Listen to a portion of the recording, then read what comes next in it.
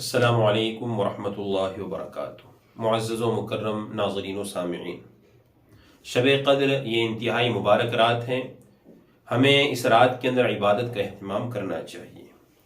کن چیزوں کا ہمیں اہتمام کرنا چاہیے اس سے پہلے ہم آپ حضرات کے سامنے بیان کر چکے۔ آج کی اس رات میں ہمیں خاص طور پر صلاۃ التسبیح کی نماز پڑھنے کا اہتمام کرنا چاہیے۔ صلاۃ التسبیح، اس کے متعلق روایت میں آتا ہے کہ اللہ کے رسول صلی اللہ علیہ وسلم نے اپنے چچا حضرت عباس رضی اللہ تعالی عنہ کو اس کو پڑھنے کا تاکیداً حکم دیا تھا کہ چچا جان آپ اس نماز کے پڑھنے کا اہتمام کیجیے۔ اور صلاۃ التسبیح اتنی پاورفل نماز ہے، اسے خفیہ گناہ، پوشیدہ گناہ، ظاہری گناہ، باطنی گناہ، چھوٹے گناہ، بڑے گناہ، تمام کے تمام گناہوں کے لیے کفارہ بن جاتی ہے۔ اس لیے شب قدر میں جب ہم عبادت کر رہے ہیں تو ہم اس نماز کے پڑھنے کا اہتمام کریں۔ آج کے اس ویڈیو میں ہم ڈیٹیل کے ساتھ بتائیں گے کہ اس نماز کو پڑھنے کا طریقہ کیا ہے۔ سب سے پہلے ہم نیت کریں۔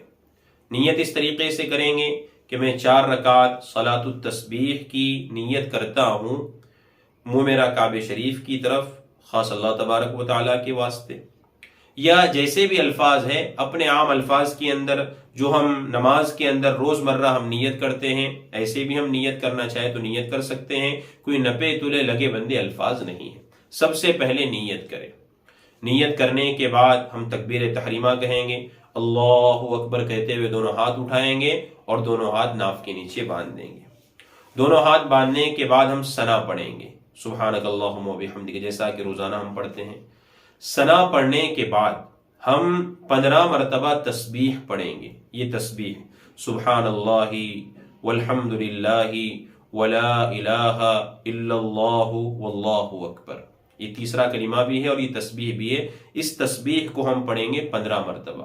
دوبارہ پڑھا جا رہا ہے، سبحان اللہ والحمد للہ ولا الہ الا اللہ واللہ اکبر، یہ تسبیح ہم 15 مرتبہ پڑھیں گے۔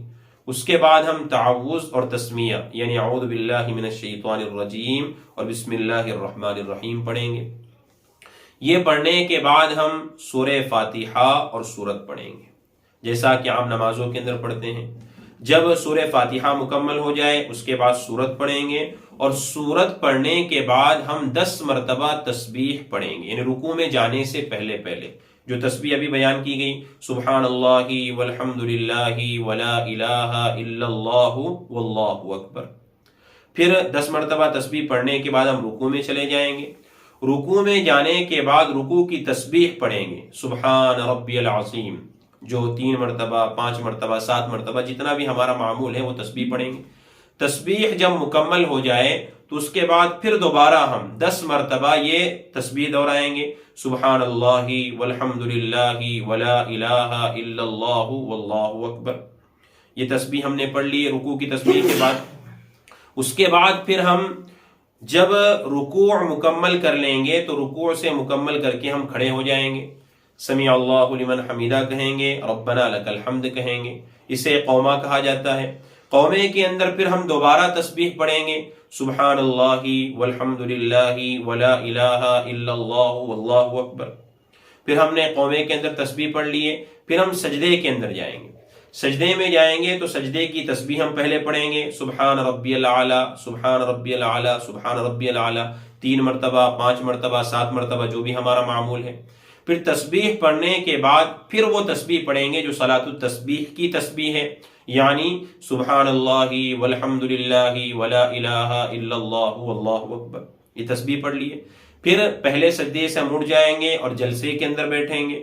جلسے میں بیٹھنے کے بعد ہم پھر وہی تسبیح پڑھیں گے 10 مرتبہ، سبحان اللہ والحمد للہ ولا الہ الا اللہ واللہ اکبر۔ پھر یہ تسبیح پڑھ لی، پھر دوبارہ ہم دوسرے سجدے کے اندر جائیں گے۔